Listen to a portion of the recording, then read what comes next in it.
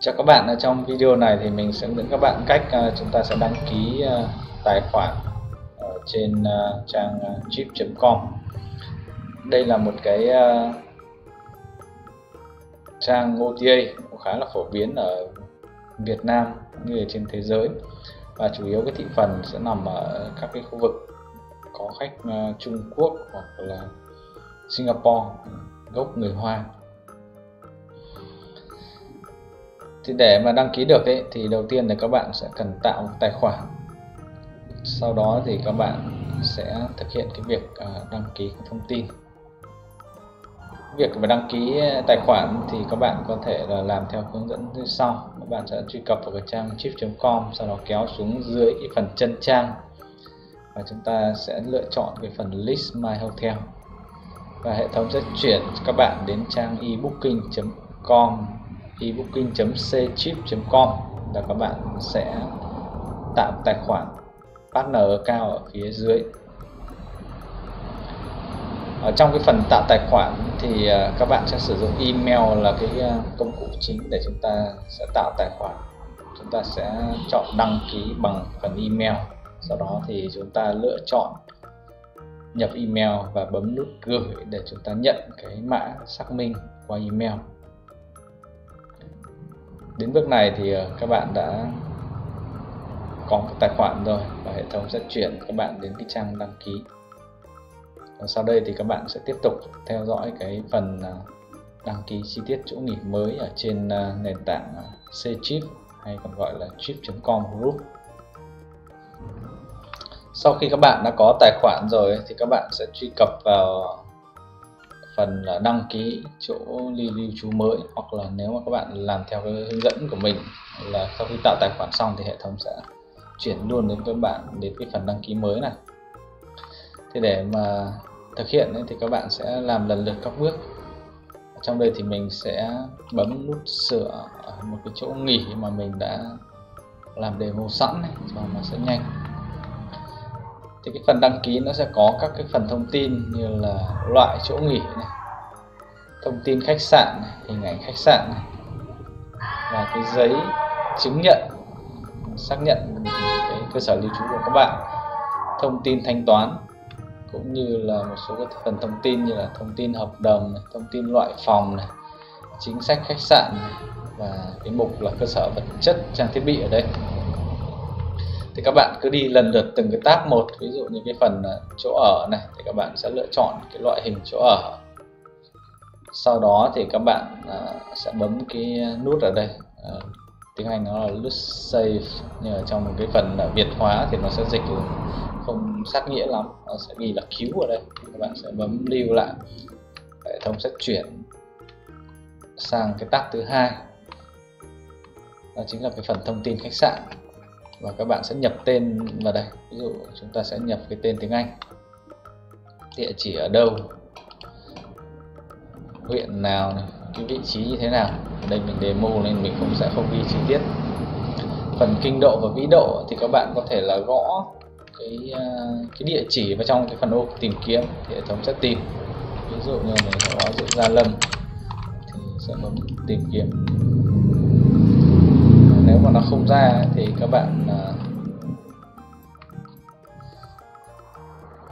sẽ nhập cái phần kinh độ vĩ độ ở đây.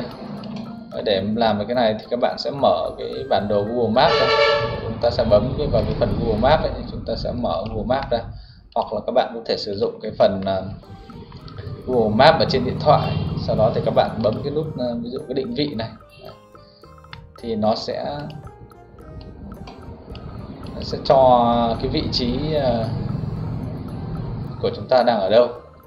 Sau đó thì các bạn sẽ copy cái phần kinh độ và vĩ độ đây, nó cách nhau bằng cái dấu phẩy ở trong cái phần này. Sau khi đã có cái phần kinh độ vĩ độ thì các bạn sẽ nhập vào cái phần kinh độ và vĩ độ, thì hệ thống nó sẽ map đúng theo cái vị trí trên bản đồ ở trên này. Và các bạn sẽ cập nhật thêm các phần thông tin liên hệ ở trong này, rồi xếp hạng sao hay có hay không, ngày khai trương, có nghĩa ngày cái khách sạn hay cơ sở lưu trú này hoạt động này, đơn vị, tiền tệ là loại tiền gì, địa chỉ email này, Hệ thống hỏi có sử dụng cái hệ thống quản lý kênh không, thì trước mắt nếu các bạn chưa có thì các bạn sẽ chọn no ở đây.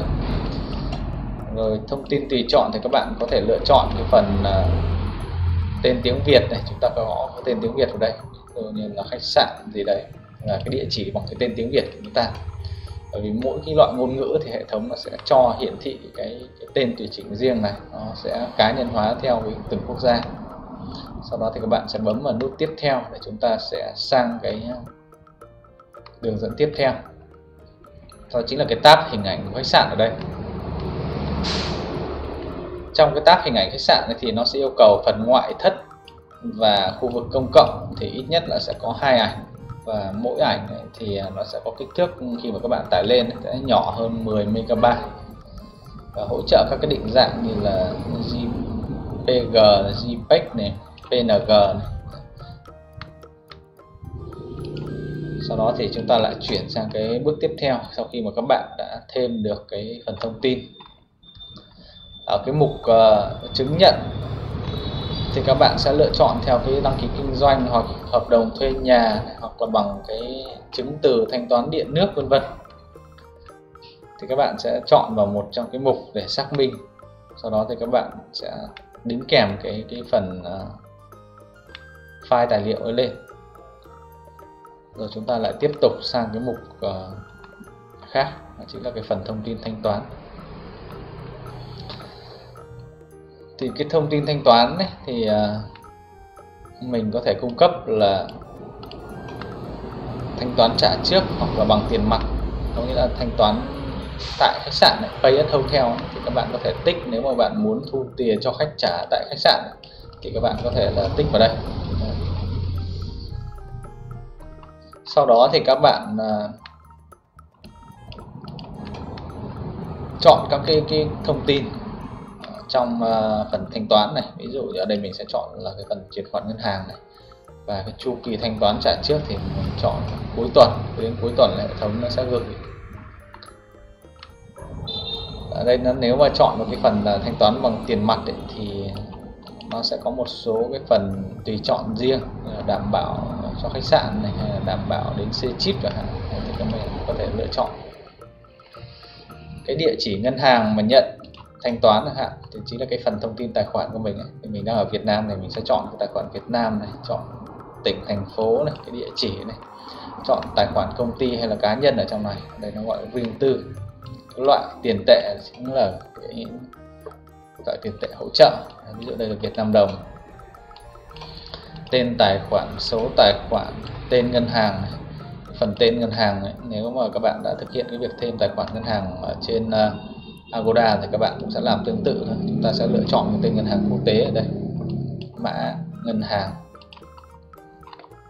Sau đó thì các bạn có thể đính kèm những cái phần xác minh cái phần thông tin tài khoản ở đây, ví dụ như cái phần ủy nhiệm chi này, hay là cái phần mã QR code trong nó có phần thông tin tài khoản, để hệ thống nó xét duyệt cái phần thông tin tài khoản đảm bảo cái phần chính xác. Ngoài ra thì phía dưới nó có phần thông tin chủ tài khoản, thì các bạn sẽ đính kèm cái phần căn cước công dân hay là hộ chiếu của mình lên, và dưới đây là chính là cái phần email, thư điện tử mà chúng ta sử dụng để xác nhận cái phần đặt phòng.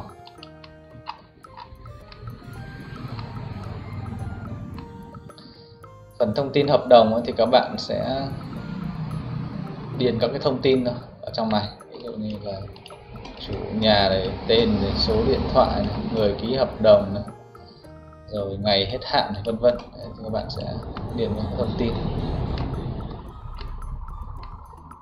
Sang cái mục thông tin phòng thì ở cái bước đầu tiên khi mà thêm thông tin phòng ấy, thì các bạn cứ tạo cho mình một cái loại phòng. Chúng ta sẽ bấm vào cái nút thêm loại phòng ở trong này, chúng ta thêm một cái loại phòng, sau đó chúng ta lưu lại. Sau đó thì bạn có thể quay lại cái phần thông tin loại phòng này, chúng ta sẽ thêm cái loại phòng thứ hai. Ở đây mình đã thêm 2 cái loại phòng rồi. Ở đây mình sẽ mở một cái phòng mới ở đây, các bạn sẽ thấy. Các bạn sẽ lựa chọn các cái loại hạng phòng ở đây, ví dụ như standard này, có hướng gì không này. Ở đây nó sẽ gọi là cái tính năng. Cái thuật ngữ tiếng Việt nó dịch nó không chính xác lắm. Nếu mà các bạn thấy nó khó chịu với cái việc dịch tiếng Việt chưa chính xác này thì bạn có thể chuyển sang phần tiếng Anh. các cái loại phòng này. Đấy, ví dụ đây mình chọn Riverview chẳng hạn, Double cái này là mình sẽ chọn, cái này không chọn thì các bạn sẽ bấm cái nút tùy chỉnh riêng này, nó sẽ có tên tiếng Trung Quốc này, tiếng Anh này, tiếng Việt này, các bạn có thể ghi tiếng Việt vào đây. Diện tích là bao nhiêu này, có cửa sổ hay không này, có hút thuốc hay không này, cài đặt loại giường này. Đây là chính là cái phần giường đấy, nó ghi là miếng với cả bức ảnh nó không đúng. Ví dụ ở đây có một này, ví dụ loại giường là kích thước là bao nhiêu này. Ở đây thì mình sẽ điền kích thước ví dụ 1m6 chẳng hạn. Số lượng người lớn tối đa này, ví dụ như 2 người chẳng hạn.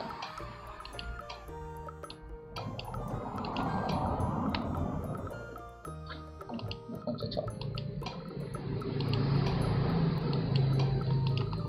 Rồi. Sau đó thì hệ thống nó sẽ bắt bạn tải một cái hình ảnh về một cái loại giường lên, thì các bạn sẽ chọn một cái ảnh nào đấy bất kỳ nào lên. Đây thì mình demo thôi, mình sẽ chọn một cái ảnh nào đấy. Giá là bao nhiêu, ví dụ giá ở đây là mình sẽ cho là 2 triệu đi. Giá cho một người. Nếu mà bạn không muốn cài đặt cái giá nó khác nhau thì các bạn chọn no ở trong này. Sau đó chúng ta sẽ bấm lưu lại. Tiếp theo là những chính sách ở đây thì các bạn sẽ nhập các phần thông tin như là nhận phòng, trả phòng này, chính sách trẻ em này, có ăn sáng hay không, là chính sách hủy như thế nào này. Sau đó thì các bạn sẽ chuyển sang cái tab khác, phần cơ sở vật chất ở đây.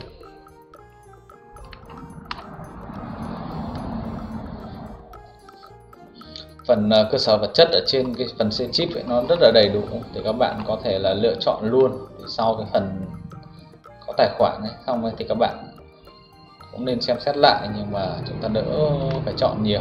Một là các bạn sẽ làm ngay bước này, hai là các bạn có thể làm sau. Liệt kê hết ra. Sau đó thì các bạn sẽ chọn tiếp sang cái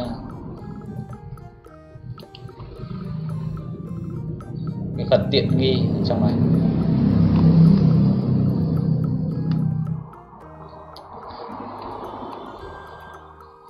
Sau đó xong thì các bạn sẽ bấm cái nút nộp này để chúng ta sẽ gửi cái phần đăng ký đi. Thì đây chính là cái phần hướng dẫn đăng ký khi mà các bạn muốn mở cái tài khoản ở trên Cchip hay là chip.com group. OTA Việt Nam, học từ thực tiễn, học là hiệu quả ngay. Hẹn gặp lại các bạn ở video tiếp theo.